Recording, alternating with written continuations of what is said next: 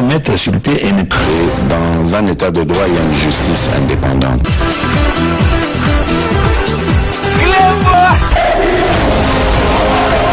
Ce n'est pas pour rien qu'il faut des conseils.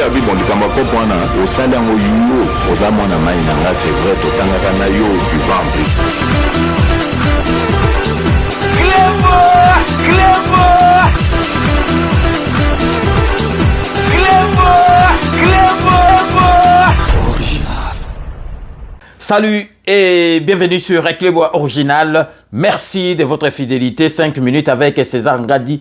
Tout le monde est d'accord et il en restera ainsi pendant très longtemps. 5 minutes Nabiso, il y a Lelo Ezali. Version, il y a la musique Oyo Toko Tange Labino. Nandegi bomoni na titre Nabiso. Toko Tange Labino, ba combo Oyo liste, ba américain, ba bimisi. Il y a ba grand fakwa en milliards. Donc ba fakwa Oyo en millions, bazana kati ya liste te. Donc ba américain ba bimisi, ba grand fakwa na niveau moko, ba Oyo na niveau moko bokoki ko penser kutute, ba Oyo ba zongisa mboka na biso sima. Mboko lelo Félix Antoine Tshisekedi azali ko beta mutu, azali ko zwa ba risque poto zonga to mata to zonga esika to zalaki kalape to leka kutu po bato mususu bazo kanisa makambo ezanga tina ba misusu baza tisikoyo kozala un peu pessimiste, un peu réticent na deuxième mandat oyo il y a Félix Antoine Tshisekedi. Na yebite mutu nini yango oyo vraiment na 2 ans et demi à kosala neti Félix Antoine Tshisekedi. Asali na mboka na biso. Totika motema likundu. Ba misusu pe bazana motema likundu te me ba yebite. Ba misusu bazo manipuler bango. Mais Congolais o penza timbela ba faire. O penza yebi masolo. Donc ayebi candidat na ye ezali Félix Antoine Tshisekedi Fati Beton po azwa 5 ans penza en vimba parce que azwa ki 2 ans et demi bo moni déjà makambo ezo salama lelo na moni na réseau social moko na moni vraiment que ba kiti oyo ya stade Tata Raphaël stade du 20 mai komi donc moni siko to komi vraiment na 2 stades na Kisasa o vraiment que ba match ko betama. Donc botika biloko boza ko sala mboka oyo ezali ya Félix Antoine Tshisekedi ye moko te azo sala ngo po na biso lelo soka tiki pouvoir biloko azo sala akomema ngo te na ndako na ye ba misusu pe bozala ki dibate s'il vous plaît bozala ki dibate congolais toza sous naïveté ba kosa bino te botala lelo vraiment na kotangela bino ba kombo ya batu oyo ba bomi mboka na biso ba ifakola na ba marque moko donc undimate batu wana la plupart pe ba entre guillemets baza ba chrétien mais bazota la passe ya peuple congolais te donc tozali ko tangela bino ezali liste ngam na sali yango te ba américain muto ba bimisi na FMI ba bimisi yango donc po ba congolais ba yeba po bato bazomona neti o nano baza na position te boko yoka bino moko na epsi bino o baza ba fakwa en milliards en millions te me na milliards o bazwa ba milliards ba fakola ba milliards ya mboka na biso boko yoka total ya ba milliards oyo donc nzambe na ngai Fati heureusement nzambe yebi makamni na sala Fati akoma soki rythme oyo ya ba fakwa ba continuer kana kansi mboka na biso mbeli moi.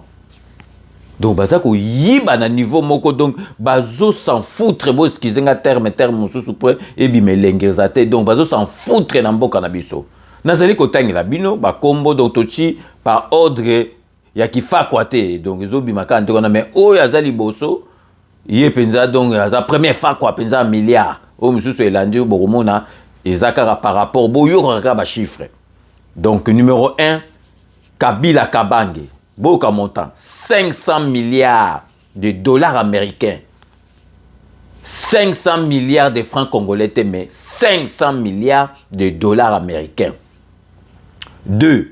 Moïse Katumbi, 32 milliards.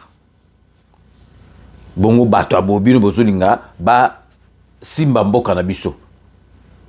Matata Mponyo, 93 milliards, 93 milliards. Bongo lelo ango pesa biso ba leçon. Il faut tout récupérer. Tout la mouise ya zazaboye biango. Matata Mponyo na bino 93 milliards de tobengaka na France, na Congo kuna ba Belge. 93 milliards. Muzito 17 milliards.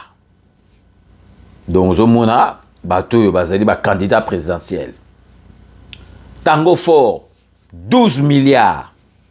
Jeannette Kabila 15 milliards.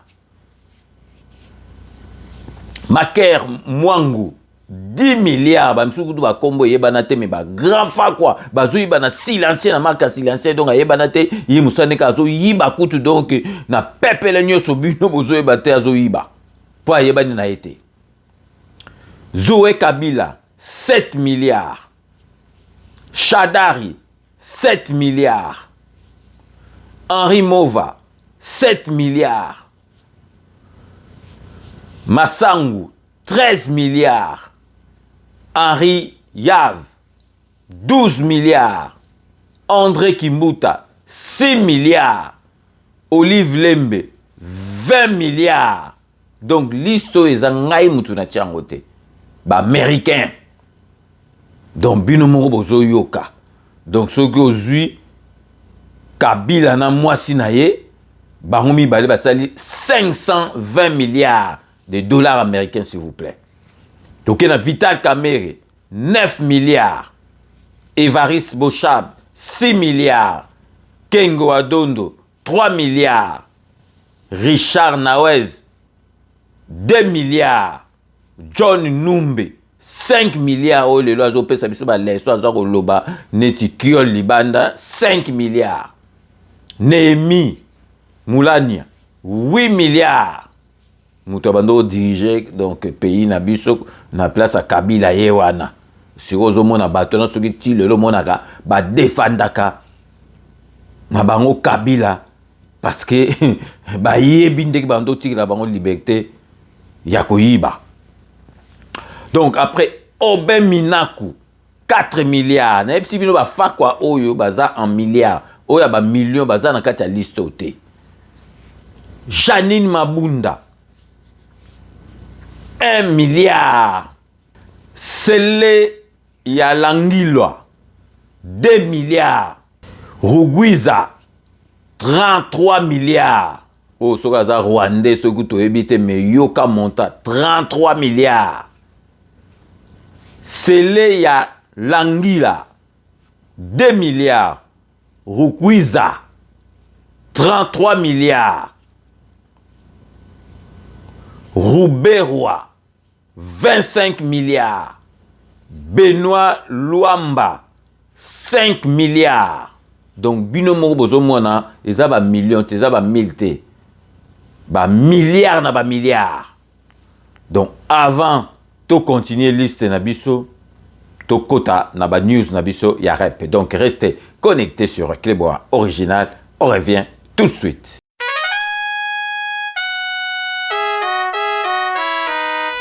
Agissons pour la République, à nous de bâtir le Congo de demain. Agissons pour bâtir le Congo de demain. Faisons de la République notre seul idéal. Cultivons tous ensemble le sens de la justice, de toutes les vertus, pour élever notre nation. Naba news nabiso ya rep toko pesa bino ba news comme vous pouvez vous en douter. Boyebi to bandra toujours na autorité morale nabiso na initiateur ya parti politique nabiso na kombo ya rep agissons pour la République. Oyo ezali ya ministre d'État, ministre ya aménagement du territoire, maître Gilwando Mboyo. Bino moko boyebi ke tozali na période oyo électorale, donc Kalatawa le 19 novembre au 18 décembre, campagne bandit. Donc AREP est déjà prêt. AREP tozali déjà comme Bongama. Donc semaine oyoyo. Donc avant fin semaine, biso déjà tozana terrain pour toya côté la base totale la stratégie nini toko sala. Tozo la kisabino mot d'ordre, il y a initiateur fondateur, il y a parti politique na biso.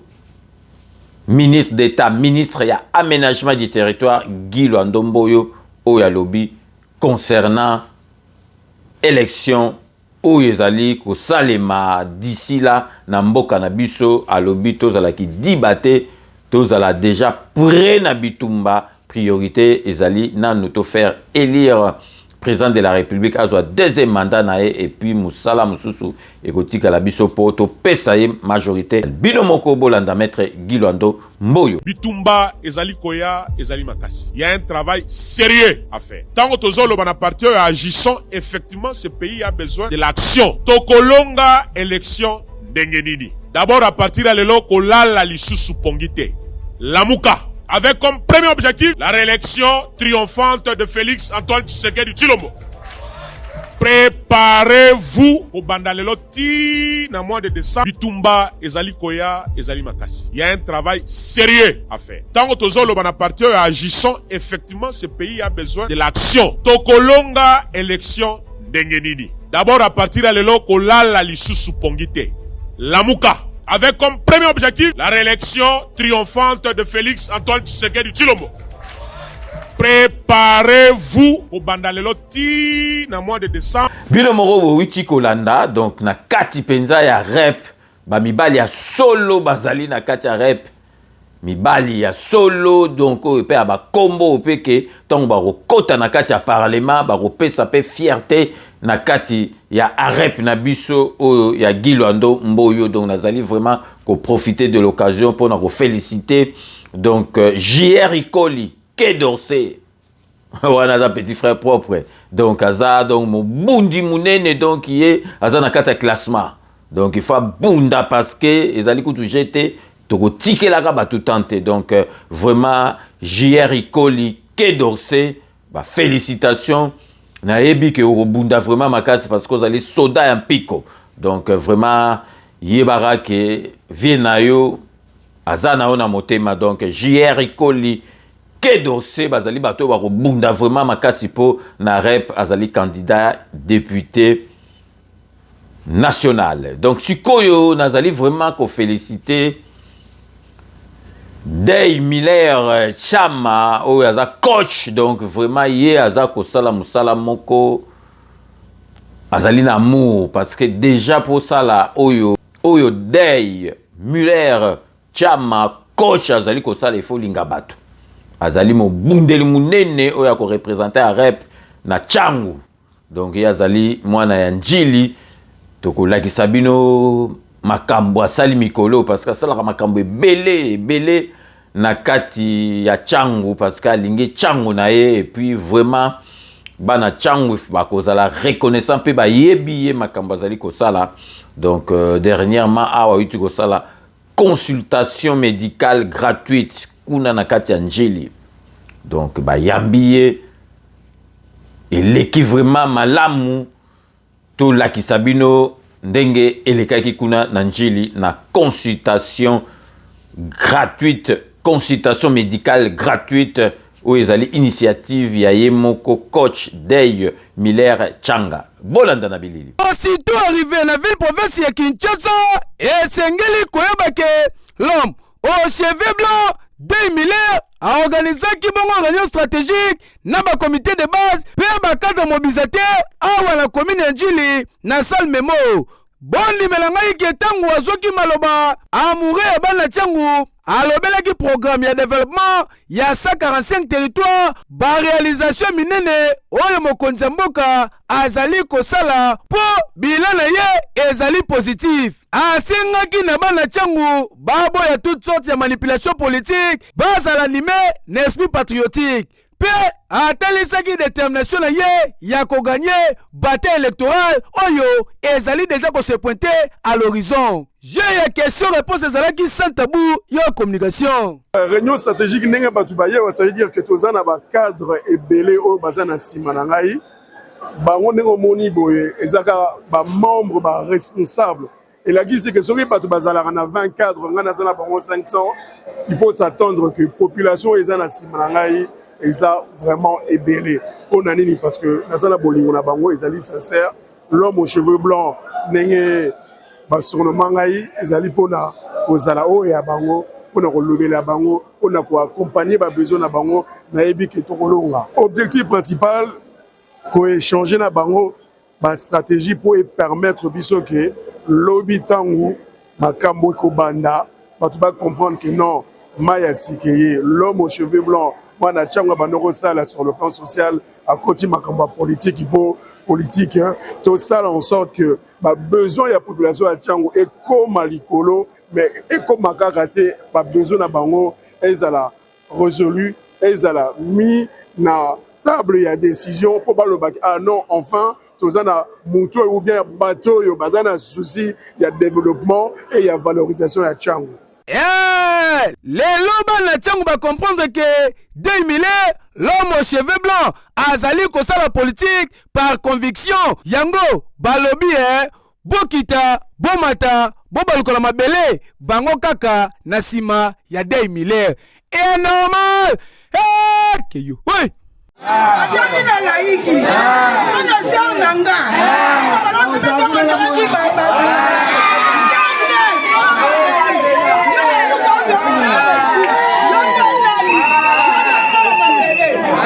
Aponite me awali na bakote kuna, mama na ke ali social.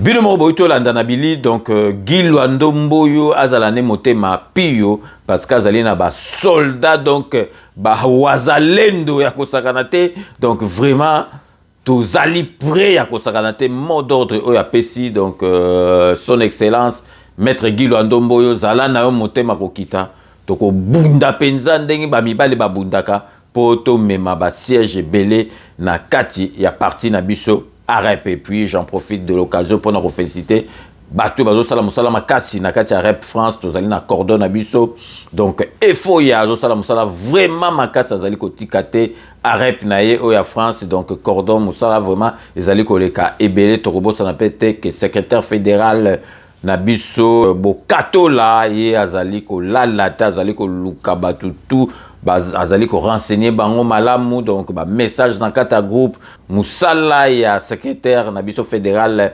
bokatola ezali komona na miso ya bato. Donc wana ezalaki ba news oyo to bombelaki bino na émission na biso ya rep ya lelo pona compte ya ba news na biso parti politique ya maître Guy Ndomboyo oyo azali ministre d'État, ministre ya aménagement du territoire. Tosukaki na numéro 26 sikoyo toke na 27e personne oyo na lobi na bino ezali liste ya ba américain ba bimisi.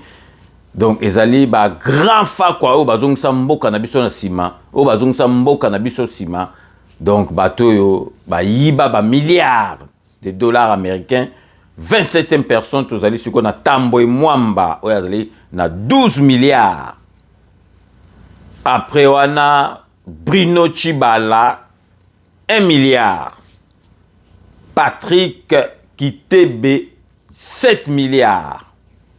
Bayati Lukwebo 5 milliards. Richard Ndambu 2 milliards.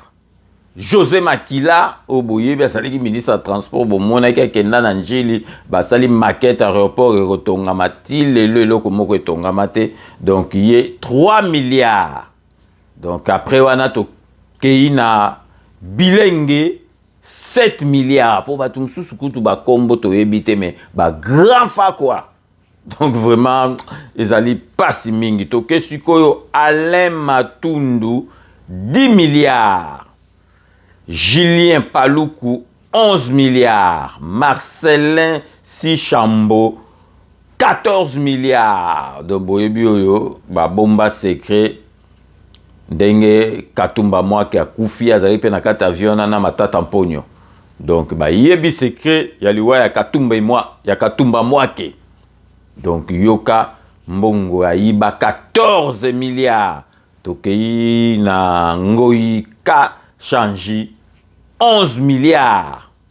Et puis tosukisi na Deo Gracias oyo tokosala la binope émission mususu oyo ya makambo oyo bawiti kokanga bango. Donc boko yoka yango na émission oyo ezali koya donc Deo Gracias Mutombo oyo azalaki donc ancien gouverneur ya Banque nationale. Donc il y a 13 milliards. Donc ezali vraiment ba chiffre moko ça fait froid au dos. Donc bato wana bazoko babandai ko yiba na zeb sabino ceux qui fachi béton ya quitté mbele mboka na biso peut-être si là. Donc total ya mbongo ya ba fakwa o ya milliards et pesi 951 milliards. Bo boule que 951 milliards wana. Et quoi que tonga ba école boni, ko tonga ba pont boni, ko tonga donc ba université boni. Mbongo oyo soki donc Fachi Beto azalaki depuis 18 ans. Mbongo ngo kota na caisse à l'état. Tala mbongo wana o bango ba yibi budget tango bango bazalaki ezalaki à combien? Pour bo imaginer que ezali pas na wana motema bato aboye vraiment mingi bazana bazosala ba élection présidentielle bino bozo boule que vraiment bato ndenge wana bakoki ko ya na mboka na biso bakumbela mboka na biso congolais bakosa bino te vraiment bakosa bino te bofungola misu tala mboka na biso ndenge ezali kokende na ndenge moko malamu penza na ndenge moko malamu tozwa risque te to bandela lisusu na makambu oyo toyebite ndenge komema biso toza déjà na Fachi Beton botala ndenge azokumbela mboka il faut topesa sous 5 akumbeli mboka na 50 na 2 ans et demi siko soka zu 5 ans mobimba akosala ba réalisation ya ndenge nini. Donc yango na lelo penza to tangela ki bino ba kombo ya liste ezangam na pesi liste wana te ezali ba américain mutu babimisi yango par l'intermédiaire ya FMI, par l'intermédiaire ya FMI. Donc vraiment nalinga ki na partager ngo na bino parce que vous comprendre ba kosa binote. Donc to komi na suka émission na biso ndenge na lobaka que je vous laisse le soin d'en tirer vos conclusions et de me faire parvenir vos commentaires comme d'ailleurs vous en avez l'habitude. So to komi na suka boyebika base yango nde makambo base to kotika kango jamais parce que yango mutesimba Masolo, il y a 5 minutes. Donc, Torobandra, toujours. L'honorable Jean Moutala à Londres. Merci, Nanyo Sotou, au Salarapo, dans 5 minutes avec César Ngadi. José Kanwaki Kakamene, Maître Wera Mukuna, Maître Rajamoule. Merci, Nanyo Sotou, au Salarapo, dans 5 minutes avec César Ngadi. Maria la beauté naturelle, c'est bel et bien, sans aucun doute, Maria Nakati à Londres. Donc ici on a quatre Espagne pour na repesa Beloti Mavungu vrai chéri na ndenga mukete Beloti Mavungu merci na nyo surtout au sala rapport na 5 minutes avec César Ngato na katia Suède pour na repesa Thérèse Kamani merci na nyo surtout au sala rapport na 5 minutes avec César Ngal. Il s'appelle le philosophe par rapport à ma commentaire naé à Tchaka aux autres senti que muto matière écrite ezali donc le philosophe Eddie Edo. Le philosophe Eddie Edo, merci dans ma commentaire, na opé, na surtout au sala rapport, na 5 minutes avec César Ngadi. Donc, toye a on a pareil pour na ça Fifi Filofaria, l'homme à la Mercedes très très propre Fifi Filofaria. Merci na surtout au sala rapport na 5 minutes avec César Ngadi. Shai Mukenge, Shai Wabalengela, mon voisin. Shai Mukenge, Shai Wabalengela. Merci na surtout au sala rapport na 5 minutes avec César Ngadi. Jérémy Mukuna.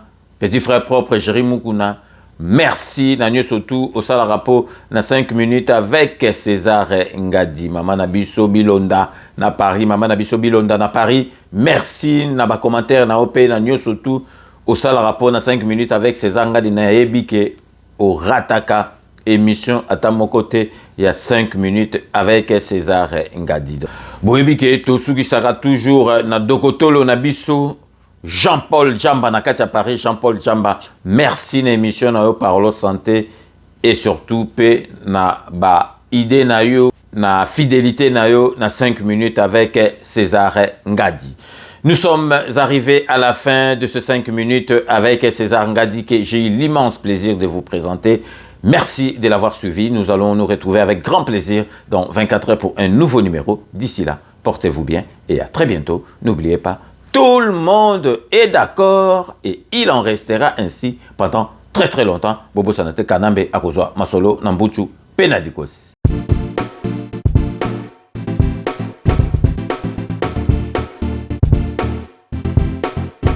On doit mettre sur pied et créer dans un état de droit et une justice indépendante.